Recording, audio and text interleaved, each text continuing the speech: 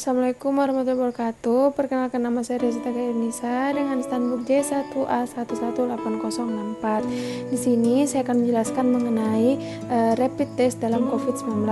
Yang pertama kita harus tahu COVID-19 itu apa. Virus corona adalah virus yang menyerang sistem pernafasan.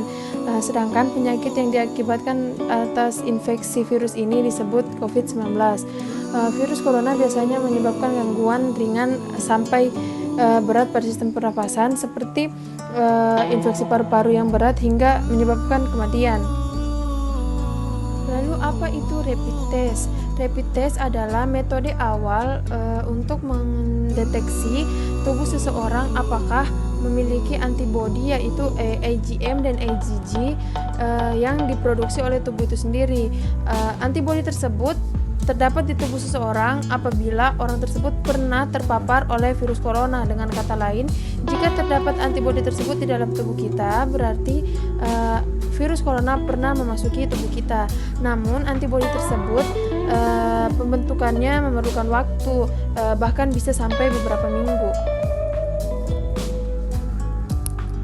Rapid test itu sendiri sebenarnya di sini hanya sebagai screening atau penyaringan, bukan sebagai mendiagnosa diri kita terinfeksi corona atau tidak.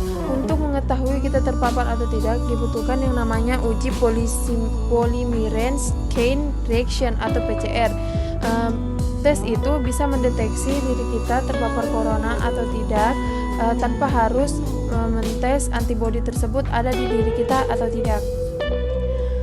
Adapun alat-alat dan bahan-bahan yang dibutuhkan dalam melakukan rapid test, yang pertama itu strip rapid test itu sendiri, yang kedua blood lancet, yang ketiga pipette blood, yang keempat itu alcohol swab, yang kelima larutan buffer serta botol sampel darah.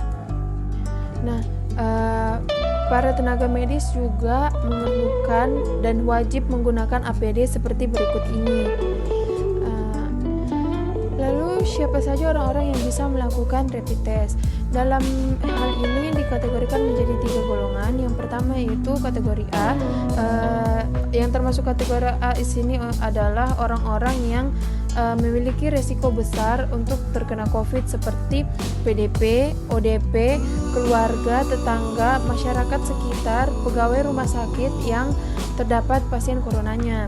Terus yang kedua atau kategori B adalah orang-orang yang memiliki risiko tinggi terkena, yang dimana dia itu bekerja di lingkungan sosial.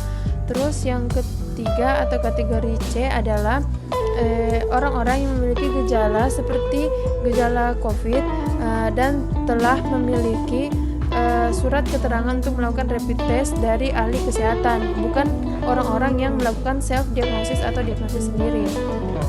Lalu bagaimana bisa atau tahapan-tahapan pemeriksaan COVID-19 di Indonesia?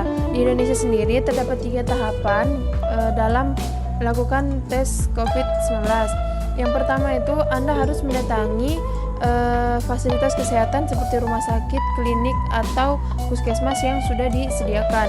Nah, yang selanjutnya, jika menurut diagnosis itu Anda perlu dirujuk atau melakukan tes lebih lanjut, Anda akan diberikan rujukan oleh dokter untuk melakukan tahapan selanjutnya.